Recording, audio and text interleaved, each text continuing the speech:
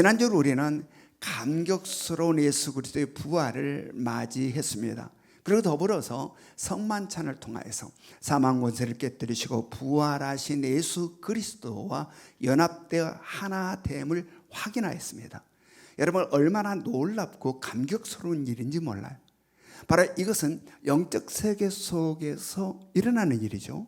바로 우리가 눈에 보이는 육의 세계 속에서 내가 주님과 하나 되었다 볼 수도 없고 느낄 수도 없는 것이죠. 이 모든 것은 어디에서 있는 일? 영의 세계 속에서 있는 일. 바로 이렇게 영의 세계 속에서 일어나는 놀랍고 감격스러운 이러한 일들이 비상적이고 관념적인 것들로 우리들에게서 사라져버리지 않기를 원합니다. 아멘. 실제의 삶 속에서 성령을 통하여 바로 기쁨과 능력과 축복으로 우리들의 삶에 그대로 나타날 수 있기를 원합니다. 그래서 주님으로 하나됨으로 기쁨이 있고 능력이 있고 권세가 있고 그 어떤 것들 속에서 두려움이 없이 맞서 극복해 나가는 이러한 당당함, 이런 것들이 우리들의 실제의 삶 가운데 나타날 수 있어야 한다. 오늘은 우리가 다시 계시록 말씀으로 돌아와서 말씀을 묵상하기를 원합니다. 우리가 오늘 14장 6절부터 말씀을 지금 보았습니다. 그러면 그 앞에 14장 1절부터 5절 말씀은 어떠한 말씀이 있었습니까? 우리는 너무 작고 작아서 과거, 현재, 미래 속에 살아요. 그러나 하나님은 크고 크셔서 영원부터 영원까지 사시는 분이시기에 우리에게는 과거, 현재, 미래이나 하나님은 그 모든 것들을 통으로 보신다. 그래서 하나님의 시선은 모든 것이 현재라고 그랬습니다. 바로 그 현재 가운데 하나님은 뭘 보시느냐 하면 우리의 미래에 있을 하나님의 구원의 완성, 하나님의 구원의 역사가 완성되고 새하늘과 새 땅이 펼쳐져서 영광스러운 하나님의 나라에 이르게 되는 구원받는 하나님의 백성들의 모습도 하나님의 눈에는 현재로 보인다라는 이야기입니다. 바로 그 모습을 하나님께서는 우리들에게 현재적 사건으로 보여주신 분이 바로 1절부터 5절 말씀에 하나님께서 바로 영광스러운 하나님에 이르게 되는 구원받는 하나님의 백성들의 모습을 우리들에게 보여주셨습니다. 이렇게 보여주시면 먼저는 사도 요한 당시에 로마 제국하에서 말할 수 없는 환난과 핍박과 박해 가운데 있는 성도들을 위로하고 격려하기 위하여 이렇게 1절부터 5절 말씀을 통하여 구원받는 하나님의 백성 미래에 있을 일들을 현재적인 모습으로 보여주셨다라는 이야기입니다. 또한 더불어서 오고 오는 모든 세대의 성도들에 있어 수많은 박해와 환난 가운데 놓이게 될 때인데 바로 그러할 때에 그것들로 인하여서 무너지지 아니하고 소망과 희망 가운데 살게 하시기 위하여 바로 미래에 있을 그것을 현재적 사건으로 예수님 하나님께서는 우리들에게 보여주셨습니다. 이제 다시 오늘 우리가 읽은 본문 말씀에서는 하나님의 구원의 역사를 다시 우리들에게 펼쳐 보여주고 있는 겁니다. 자, 말씀을 봅니다. 계시록 14장 6절부터 7절. 계시록 14장 6절부터 7절 같이 읽습니다. 시작. 또 보니 다른 천사가 공중에 날아가는데 땅에 거주하는 자들 곧 모든 민족과 종족과 방언과 백성에게 전할 영원한 복음을 가졌더라. 그가 큰 음성으로 이르되 하나님을 두려워하며 그에게 영광을 돌리라. 이는 그의 심판의 시간이 이르렀음이니 하늘과 땅과 바다와 물들의 근원을 만드신 이를 경배하라 하더라. 아멘. 사도 요한은 환상 가운데 천사를 통하여서 무엇을 보고 무엇을 들었습니까? 자, 사도 요한이 본 게 뭐예요? 바로 천사를 통하여서 사도 요한이 본 것은 영원한 복음이 모든 민족과 족속과 백성들 가운데에 전해지고 있음을 보았다는 이야기입니다. 바로 지금 현재에 영원한 복음이 모든 세상 민족과 족속과 백성 가운데 전해지고 있는 모습을 보았다. 그리고 무엇을 들었다는 겁니까? 지금 여기에서 사도 요한의 천사를 통하여 듣는 것은 심판의 시간이 다 되었다. 그러므로 하나님을 두려워하고 하나님께 영광을 돌리고 하늘과 땅과 바다와 물의 근원을 만드신 하나님을 경배하라고 외치는 천사의 음성을 들었다라는 이야기입니다. 자, 이것은 무슨 이야기입니까? 바로 아직 기회가 남아 있다라는 메시지입니다. 아직 시간이 남아 있다라는 메시지입니다. 그러므로 하나님께 돌아오라라는 겁니다. 바로 천사를 통하여서 들려주신 이 음성은 우리를 향하시는 음성임을 깨달으시기 바랍니다. 그러므로 우리를 향하여서 아직 심판의 시간이 다 이르렀으나 아직 심판의 시간에 다 도착하지는 않았다. 그러므로 아직 기회가 있다. 기회를 놓치지 말라라는 이야기입니다. 시간을 낭비하지 말라라는 이야기입니다. 여러분, 이 말씀에 귀를 기울일 수 있기를 원합니다. 세상 그럴싸하게 화려하게 보이는 것들에 우리들의 시선을 빼앗기지 마시기 바랍니다.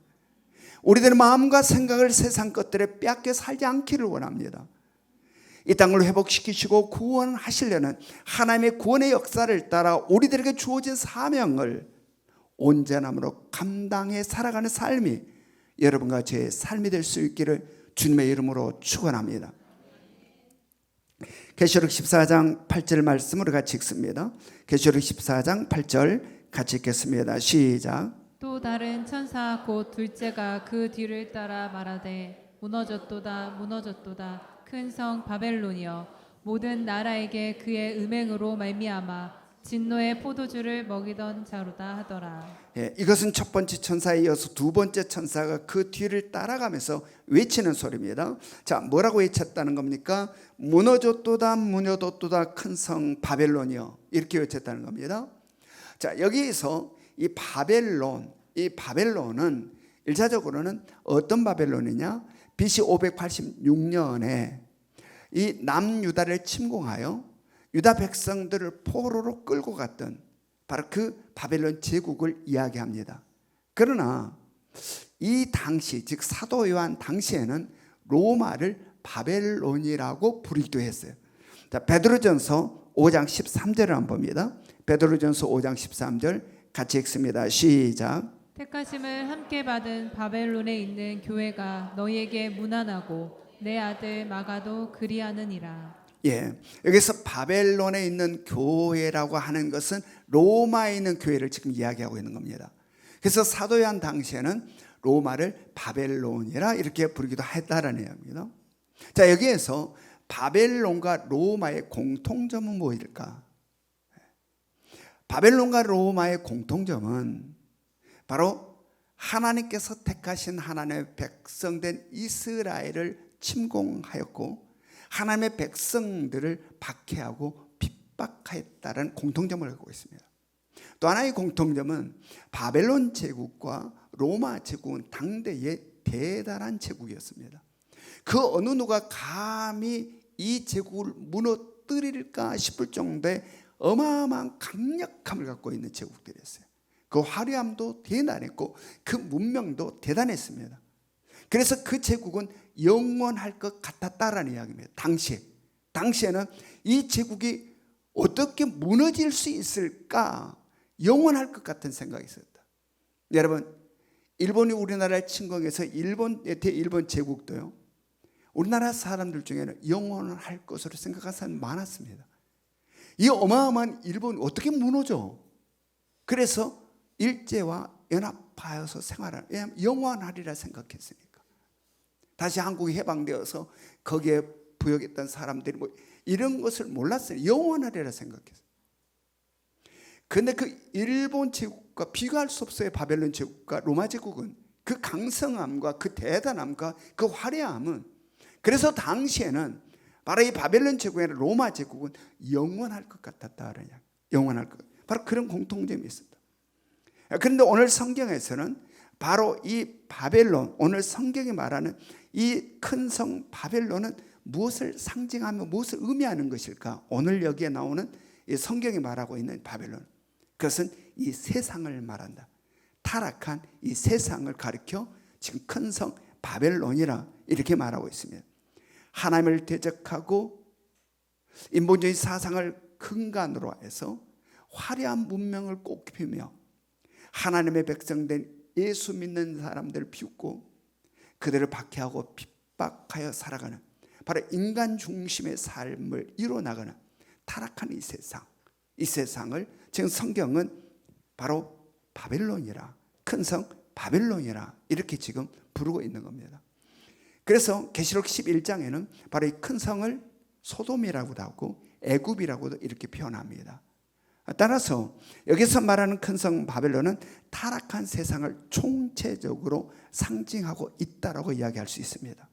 바로 이 큰 성 바벨론이 어떠하였다는 겁니까? 계시록 14장 8절 말씀 봅니다.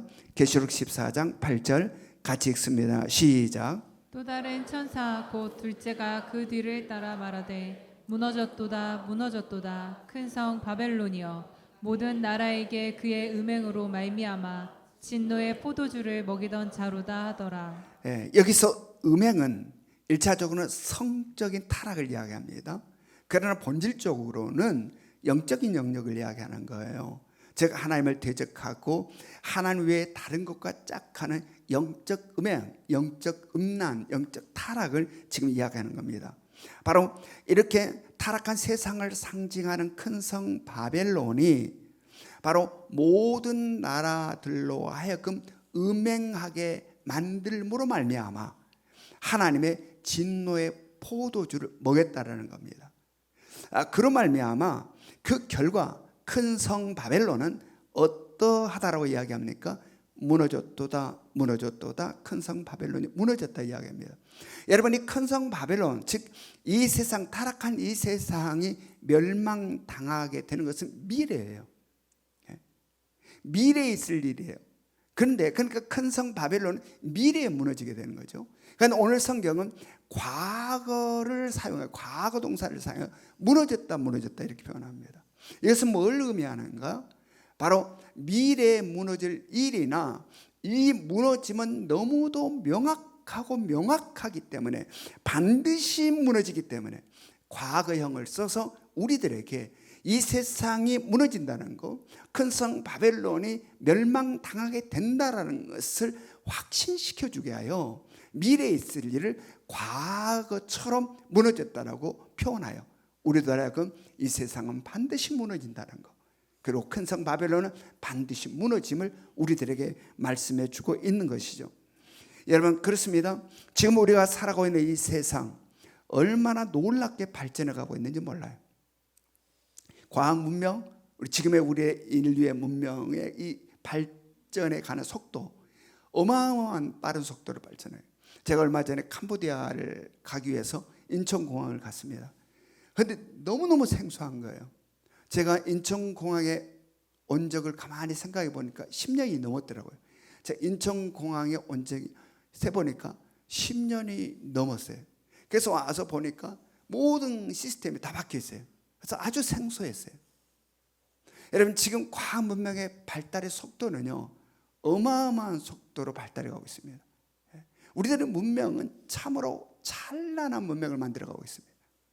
그래서 곧 화성에다가 도시를 지을 것 같은 생각, 이제 로봇이 상용화되어서 힘든 일들은 다 로봇이 해줄 것 같은 생각, 그리고 우수로 발달해서 우리들의 생명이 도대체 얼마까지 더 연장되게 될까? 수많은 것들의 상상이 우리들을 어떻게 될까? 앞으로 20년, 50년 뒤에는 세상은 어떻게 변할까? 막 그런 생각이 우리들 가운데 오면 정말 상상할 수 없는 어떤 세계들이 막 펼쳐질 것 같아요. 그래서 이 세상은 그 화려함과 그 멋짐이 영원할 것 같은, 여기에 우리들의 초점과 우리들의 생각과 우리들의 시선이 모아지면 어떠함이 우리들 가운데 밀려듭니까? 인간의 위대함, 인간이란 대단하구나 라는 생각이, 바로 이런 것들에 우리들의 시선과 초점이 모아지는 순간 우리들의 마음에 인간이 참으로 대단하다는 생각이, 그 인간의 위대함이 우리들의 마음을 파고든다라는 이야기입니다. 그리고 동시에 하나님은 초라하기 그지없어요. 생각에서도 사라지려고 그래. 하나님 생각은 별로 나지도 않으려고 그래. 희미하게 하나님은 점점 우리들의 머릿속에서 사라지고 인간의 대단하고 위대한 것만 더 크게 다가온다. 이것이 지금 우리가 살고 있는 이 세상의 분위기예요. 그러나 우리는 기억할 수 있어야 된다. 바벨론 제국, 로마 제국, 당대에는 어마어마한 제국이었다. 어느 누구도 감히 어찌할 수 없는 제국, 영원할 것만 같은 제국. 그러나 다 무너졌다. 바벨론 제국도 무너지고 로마 제국도 무너졌다. 여러분, 이 세상 문명이 참으로 화려하고 찬란하게, 그리고 이렇게 발전하면 어디까지 발전할까? 상상을 뛰어넘는 막 생각들이 밀려오는, 그래서 영원할 것 같은 이 세상, 영원하지 않는다라는 이야기입니다. 바벨론 제국이 무너진 것처럼, 로마 제국이 무너진 것처럼, 영원할 것 같은 그 제국들이 무너진 것처럼 이 세상은 반드시 무너진다. 어떻게 무너집니까? 무엇에 의해서 무너지나요? 바로 온 우주 만물을 통치하고 다스리시는 하나님의 진노에 의하여 무너진다. 인간의 바벨탑, 인간이 중심이 되어서 인본주의적 사상을 근거로 화려하게 그지없으나 참으로 말할 수 없이 타락함과 음란과 음행으로 치닫고 있는 바로 이 세상은 반드시 하나님의 진노에 의해서 무너지게 된다라는 이야기입니다. 그러하게 오늘 성경은 무너졌도다, 무너졌더라고 이렇게 고백하고 있는 겁니다. 시대를 분별하여 살아갈 수 있기를 원합니다. 그냥 보이는 화려함 쫓지 마시기 바랍니다. 보이는 그럴싸하게 보이는 세상 것들 따라가지 말기를 원합니다. 타락과 음란과 음행을 그들을 쫓아가 휘둘려 살아서는 안 된다. 하나님의 온전한 은혜로 말미암아 택함을 받은 하나님의 백성다움의 거룩함이 우리 가운데 있기를 원합니다. 구별됨이 있는 삶을 우리는 살 수 있어야 된다. 계시록 14장 9절부터 10절 말씀, 계시록 14장 9절부터 10절 말씀 우리 같이 읽습니다. 시작. 또 다른 천사 곧 셋째가 그 뒤를 따라 큰 음성으로 이르되 만일 누구든지 짐승과 그의 우상에게 경배하고 이마에나 손에 표를 받으면 그도 하나님의 진노의 포도주를 마시리니 그 진노의 잔에 섞인 것이 없이 부은 포도주라. 거룩한 천사들 앞과 어린 양 앞에서 불과 유황으로 고난을 받으리니. 두 번째 천사에 이어서 세 번째 천사가 그 뒤를 따라가면서 뭐라고 큰 소리로 외쳤습니까?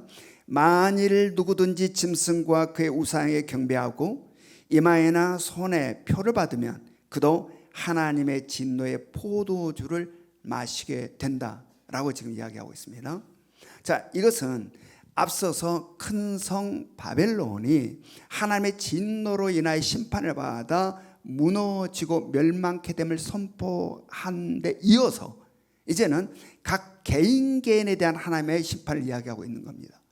앞에서는 타락한 이 세상을 상징하는 큰 성 바벨론의 무너짐과 멸망을 이야기했다면 지금 여기에서는 바로 각 개인에 대한 하나님의 심판을 이야기하고 있는 거예요. 여기서 언급되고 있는 짐승과 그의 우상에게 경배하고 이마와 손에 짐승의 표를 받는 자들, 이들에 대해서는 이미 우리가 계시록 13장 말씀에서 자세히 나눈 바가 있습니다. 자, 거기에서 어떤 말씀이 있었습니까? 예수 그리스도가 재림하시기 바로 직전에 영으로 상징된 사탄마귀의 사주를 받는 하나님을 대적하는 적그리스도가 등장한다고 그랬습니다. 자, 그것을 그때 13장에서 어떤 모습으로 표현했습니까? 바다에서 나오는 짐승으로 표현되었고 바로 그 짐승은 적그리스도인데 바로 이 세상을 온전히 지배하는 강력한 정치 권력으로 등장한다고 그랬습니다. 그런데 그 표면적으로는 그 세력이, 그 권력이 세상을 다스리는 강력한 정치 권력이나 이 영의 세계 속에서는 바로 사단마귀의 사주를 받는 자다라는 이야기입니다. 그가 등장하게 된다. 그리고 이어서 누가 등장했습니까? 땅에서 올라온 짐승. 그는 누구를 상징한다고 그랬어요? 거짓 선지자를 상징한다고 그랬습니다. 바로 이 거짓 선지자가 등장하여서 이 거짓 선지자가 무엇을 한다? 바로 바다에서 올라온 그 짐승, 강력한 정치 권력을 우상화한다. 그리고 그를 경배하고 그를 숭배하게 만든다. 그리고 더불어서 그의 짐승의 표를 이마와 손에 받게 한다. 그로 말미암아 그때에 이 짐승의 표를 이마와 손에 받은 자들은 아무런 어려움이 없이 아주 자유롭게 경제생활과 모든 생활, 오히려 권력의 비호를 받으면서 평화로운 삶을 살게 된다. 그러나 반면 하나님만을 바라고 하나님만을 경배하는 하나님의 택한 하나님의 백성들은 바로 이 짐승에게 경배를 하지 않음으로 말미암아, 이 짐승의 표를 받지 않음으로 말미암아 매매가 불가능하게 되고 경제 활동이 불가능하게 됨으로 말미암아 삶이 비참하게 된다. 그리고 죽임까지 당하는 상황 가운데 이르게 된다라는 말씀이 바로 계시록 13장 말씀에 나왔습니다. 그러한데 바로 오늘 말씀에서는 바로 그러한 13장의 말씀을 배경으로, 자, 그러한데 짐승과 그의 우상에게 경배하고 짐승의 표를 받는 자들은 하나님의 진노의 포도주를 마시게 된다고 이야기합니다. 앞서 13장에 그러한데 이때에 짐승에게 경배하고 짐승에게 숭배하고 그 표를 받아 자유롭게 살았던, 아무 근심 걱정 없이 살았던 그들은 뭐라고 한다? 하나님의 진노의 포도주를 마시게 된다라고 이야기하고 있어요. 자, 계시록 14장 10절을 봅니다. 계시록 14장 10절 같이 읽습니다. 시작. 그도 하나님의 진노의 포도주를 마시리니 그 진노의 잔에 섞인 것이 없이 부은 포도주라. 거룩한 천사들 앞과 어린 양 앞에서 불과 유황으로 고난을 받으리니. 짐승과 그의 우상에게 경배하고 짐승의 표를 받는 자들은 하나님의 진노의 포도주를 마시게 되는데, 그 진노의 잔에 담겨 있는 포도주는 어떤 포도주라고 지금 이야기하고 있습니까? 어떤 포도주? 섞인 것이 없는 포도주라는 이야기입니다. 당시 사람들은 포도주 원액은 너무 독해서 거기에다가 물을 섞어서 자기 취향에 따라서 포도주를 마셨어요. 따라서 여기서 섞인 것이 없는 포도주라고 하는 것은 뭘 이야기할까요? 원액을 이야기하는 거죠. 원액. 다시 말해서 하나님의 진노의 포도주에 있어서 섞인 것이 없는 포도주라고 하는 것은 하나님의 진노에 있어서 그 어떠한 자비도, 그 어떠한 긍휼도, 그 어떠한 불쌍히 여김도 없는 진노를 이야기하는 겁니다. 여기서 섞인 것이 없는 포도주라고 하는 것은 하나님의 진노에 있어서 그 어떤 자비도 없고 어떤 긍휼도 없고 어떤 불쌍히 여김도 전혀 없는 본질적 하나님의 진노를 이야기한 겁니다. 바로 그들이 이 진노를 받게 된다라는 이야기예요. 여러분, 이 본질적 하나님의 진노는 어떠할까요? 그 고통이 어떠하며, 그 두려움이 어떠하며, 그 공포가 어떠하며, 그 처절함과 그 가혹함이 어떠할까? 하나님의 진노의 본질은 우리의 상상을 뛰어넘는다는 이야기입니다. 상상을 뛰어넘는다. 오늘 성경은 이 성경에서 그 하나님의 진노가 어떠하리라고 이야기하고 있습니까? 계시록 14장 10절부터 11절을 봅니다. 계시록 14장 10절부터 11절 같이 읽습니다. 시작. 그도 하나님의 진노의 포도주를 마시리니 그 진노의 잔에 섞인 것이 없이 부은 포도주라. 거룩한 천사들 앞과 어린 양 앞에서 불과 유황으로 고난을 받으리니 그 고난의 연기가 세세토록 올라가리로다. 짐승과 그의 우상에게 경배하고 그의 이름표를 받는 자는 누구든지 받나 쉼을 얻지 못하리라 하더라. 먼저 불과 유황으로 고난을 받는다는 겁니다. 이것은 불못에 던져짐을 이야기하고 있는 겁니다. 우리가 이 땅을 삶에 있어도 화상을 입었을 때 고통이 어떠한지 조금 우리가 압니다. 근데 여기서 말하는 것은 바로 불에 타는데 죽지 않고 계속 불에 탐을 이야기하는 겁니다. 숨이 끊어지지 않고 계속 불에 태워지는 고통. 근데 여기서 뭐라고 했냐면 불과 유황으로 고난을 받는다 이렇게 표현합니다. 즉 겉은 불로 타는 고통을 받음과 동시에 호흡을 함으로 말미암아 숨을 들이킴으로 말미암아 유황을 들이켜서 내장이 탄다라는 이야기입니다. 그러므로 겉만 타는 고통이 아니라 속에 있는 내장이 타는 고통, 속과 겉이 같이 타는 그러한 고통의 고난이다라는 이야기입니다. 그냥 밖에만 타는 그러한 고통이 아니라 속 내장도 태워지는, 밖도 태워지는 그러한 고통을 지금 여기에서 이야기하고 있는 거예요. 다음으로 고난의 연기가 세세토록 올라간다는 겁니다. 여기에 있어서 이것은 이 고통이 영원할 것을 이야기하고 있습니다. 여러분, 이 세상에서 있는 고통은 모든 고통이 다 유한합니다. 끝이 있습니다. 그러나 하나님의 진노로 인한 고통은 끝이 없다라는 이야기입니다. 유한하지 않다라는 이야기입니다. 영원하다라고 지금 성경이 이야기하고 있어요. 영원하다, 그 고통은 유한하지 않다. 그리고 또한 고난의 연기가 세세토록 올라간다, 이렇게 표현하고 있습니다. 이것은 무슨 표현이냐면 사람들이 그 고통으로 인하여서 비명을 지르고 아우성을 지르는데 그 사람들이 지르는 비명소리, 아우성소리가 마치 연기가 하늘 향해서 올라간 것처럼 비명소리, 아우성소리가 세세토록 연기가 올라가는 것처럼 들려 올라온다라는 이야기입니다. 그러므로 그 하나님의 진노로 인한 고통이 어떠한지를 오늘 성서가 우리들에게 지금 보여주고 있는 겁니다. 다음으로 밤낮 쉼을 얻지 못한다는 겁니다. 하나님의 본질적 진노로 인한 고통은 밤낮 쉼이 없다. 여러분, 영원히 지속되는 고통이라 할지라도 쉬었다가 다시 시작되고 쉬었다가 다시 시작되면 그런 대로 괜찮을 텐데 한순간도 쉼이 없다. 밤낮 한순간도 쉼이 없이 최고의 고통이 영원토록 지속된다. 그러하게 오늘 성경은 하나님의 진노의 포도주는 섞인 것이 없는 포도주라 이렇게 표현하고 있습니다. 그 어떤 자비도 없고 그 어떤 긍휼도 없고 그 어떤 불쌍히 여김도 없다. 여러분, 이 세상에 임한 하나님의 진노는 전부 긍휼이 담겨 있습니다. 우리를 향하는 채찍, 수많은 채찍들이 우리 가운데 있어 전부 거기에 자비가 담겨 있습니다. 불쌍히 여김이 담겨 있습니다. 그러나 여기서 지금 말하는 하나님의 진노, 지금 섞인 것이 없는 포도주로 표현되는 하나님의 진노의 포도주, 본질의 진노는 바로 이러하리라 만큼 가혹하다, 처절하다라는 이야기예요. 여러분, 우리가 이 세상에서 가장 두려운 것은 죽음이 아니에요. 여러분, 이 세상에 죽으면요 그냥 죽고 끝난다고 생각합니다. 여러분, 우리가 가장 두려운 것은요 죽음이 아니라 고통입니다. 고통. 하나님의 진노는요 죽음으로 끝나는 것이 아니라 하나님의 진노는 고통이라는 것을 이야기하고 있는 겁니다. 고통. 그리고 그 고통이 영원하다. 영원하다. 뒤에 보면은 쭉 넘어가 16장으로 쭉 뒤로 넘어가 보면 막 혀를 깨뭅니다. 고통스러워서. 혀가 다 갈갈이 걸레처럼 찢어진다. 너무 고통스러운데.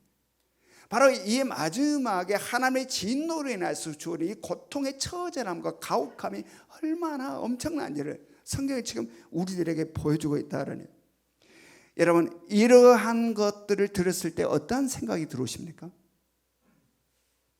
바로 마지막 이 세상이 무너지고 이 세상에 멸망을 당하게 되는 바로 이 마지막에 오는 하나님의 공의와 정에 의한 심판, 그로 인해서 오는 하나님의 진노로 인한 징계, 그리고 그로 인한 당하게 되는 고통의 영원함, 어떻게 다가오십니까? 어떻게? 여러분, 그런데 이 고통을 오늘 성경은 이 하나님의 진노를 누가 받는다라고 이야기하고 있습니까? 이 진노를 계시록 14장 11절을 봅니다. 계시록 14장 11절 같이 읽습니다. 시작. 그 고난의 연기가 세세토록 올라가리로다. 짐승과 그의 우상에게 경배하고 그의 이름표를 받는 자는 누구든지 밤낮 쉼을 얻지 못하리라 하더라.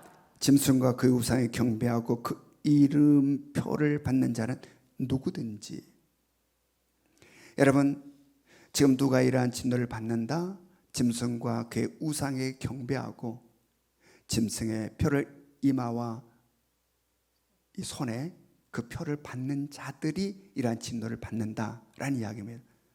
여러분, 앞서서 어떤 말씀 우리가 나누었습니까? 마지막 종말의 때에 적그리스도가 등장하고 적그리스도는 이 세계를 지배하는 정치 권력으로 등장하게 된다.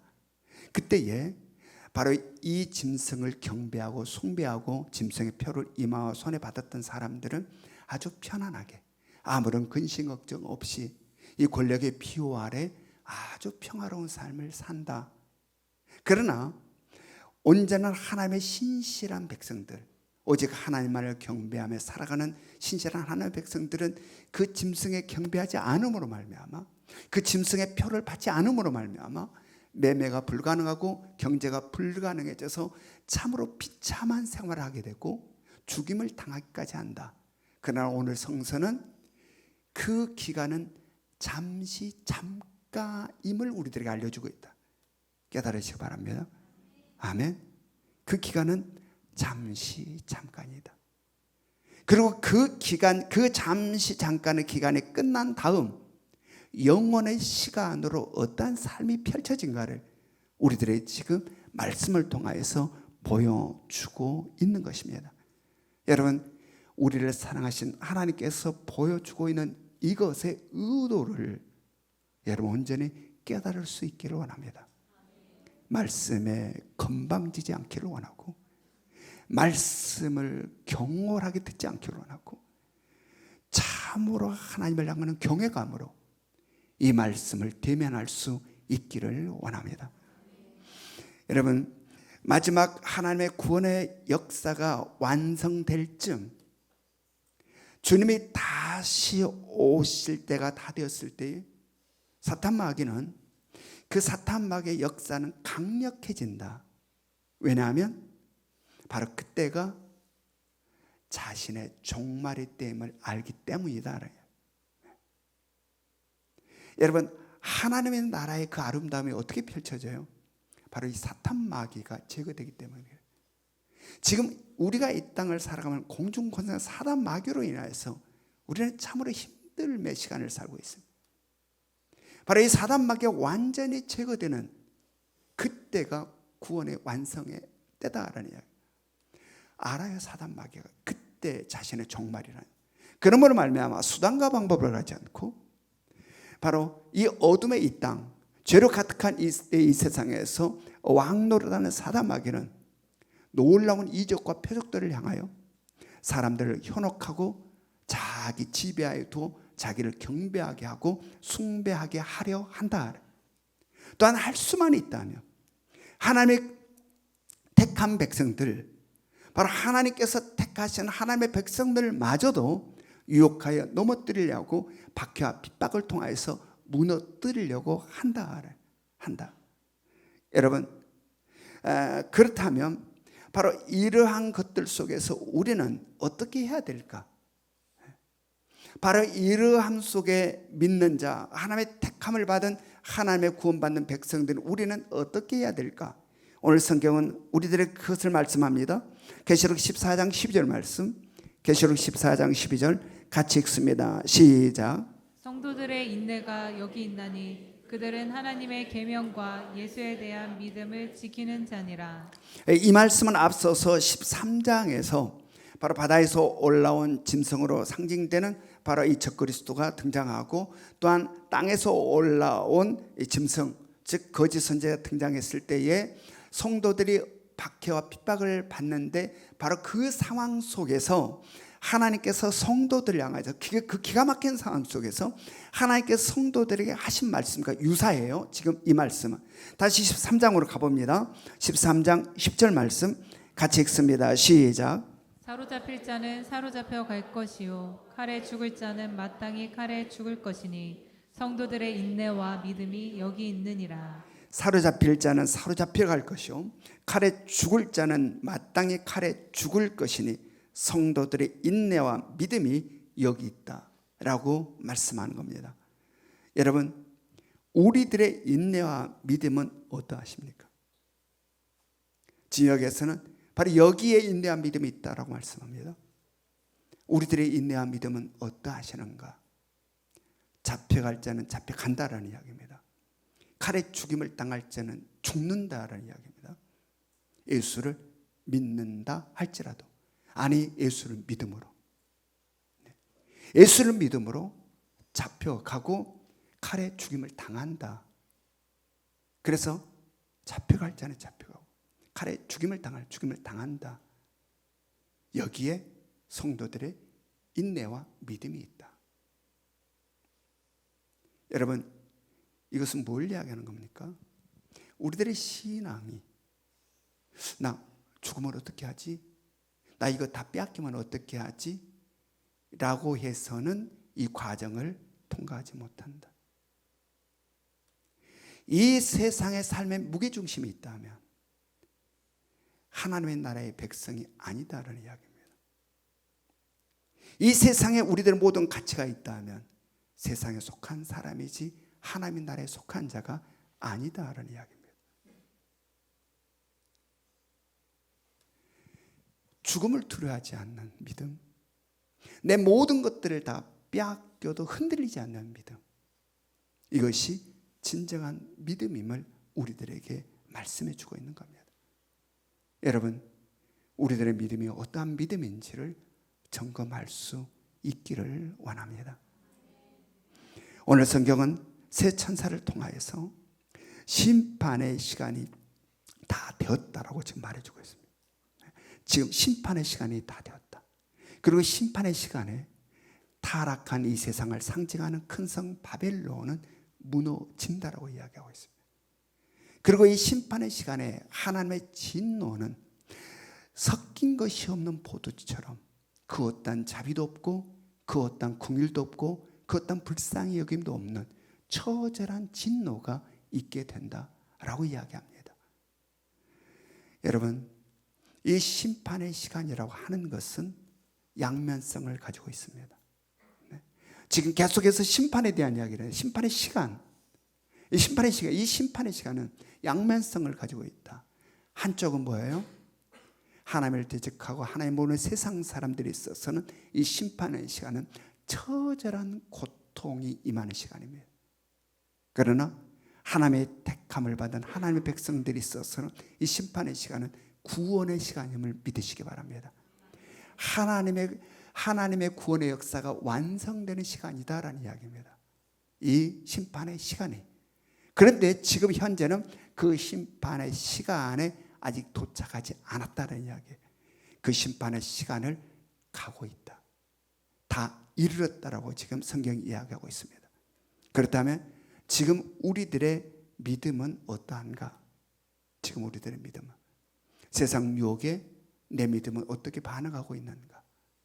세상의 여러 가지 압박과 세상의 여러 가지가 우리를 짓눌리는 많은 것들 속에 우리들의 믿음은 어떻게 반응한가? 정말 그러한 믿음이 우리 가운데 있는가? 그러한 인내와 믿음이 지금 우리 속에 있는가? 점검해 볼 수 있기를 합니다. 그리고 다시 한번 지난 부활주일에 있었던 성만찬을 한번 생각해 보시기 바랍니다. 사망 권세 깨뜨리고 부활하신 예수 그리스도와 연합하여 하나됨을 확인했던 성만찬. 여러분, 우리 한 사람 한 사람은 형편없이 연약합니다. 제가 그때 종이로 이렇게 보여드렸죠. 생각나십니까? 그것마저 생각이 나지 않으신 분은 조금은 심각합니다.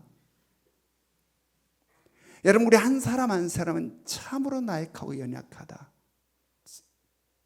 그러나 사망 권세를 깨뜨리시고 부활 승리하신 예수 그리스도와 하나가 될 때에는 이야기가 달라진다. 아멘. 이야기가 달라진다. 그러므로 예수 그리스도를 믿어 그와 하나가 된다라는 것은 말로 할 수 없는 은혜임을 깨달으시기 바랍니다. 그래서 세상과 친밀하려 애쓰지 말고 주님과 더욱 친밀하려 애쓰시기 바랍니다. 주님과 연합이, 그래서 하나됨이 더욱더 견고하기를 원하고 더욱더 온전해질 수 있기를 원합니다. 그래 나는 비록 형편없는 나라 할지라도 내 사랑하는 예수 그리스도, 나를 위해서 이 땅에 오시고 나를 위해서 십자가를 지시고 부활 승리하신 그 예수 그리스도와 온전히 하나 되어서 어떠한 유혹이 우리 가운데 온다 할지라도 그것은 넘어지지 아니하고 어떠한 박해와 핍박이 우리 가운데 할지라도 그것은 무너지지 아니하고 멋지게 승리해 갈 수 있기를 원합니다. 그래서 요한계시록을 통해서 우리 주님께서 계속 반복해서 하신 말씀, 이기는 자가 되어야 된다, 승리하는 자가 되어야 된다 라고 외치신 것처럼 우리 모두는 바로 날마다의 삶에 이기는 자, 승리한 자로 살아갈 수 있기를 주님의 이름으로 축원합니다.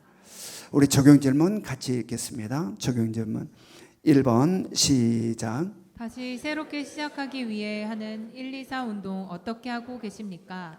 2번 시작. 하나님의 구원의 역사 속에서 지금의 세상이 어떻게 보이십니까? 3번 시작. 심판의 날에 있을 섞이지 않는 포도주로 표현되는 하나님의 진노가 어떻게 느껴지십니까? 지금은 우리 주 예수 그리스도의 은혜와 하나님 아버지의 끝없는 사랑하심과 성령님의 감화감동 역사하심이 심판의 시간이 다 되었다라는 말씀을 마음에 새겨 듣고 아버지의 삶을 다시 한번 정돈하며 신실한 하나님의 택한 백성 다음에 살기를 소망하는 이 자리에 있는 우리 모든 성도들 머리 위에 지금으로부터 영원토록 함께 하시기를 간절히 축원하옵나이다. 아멘.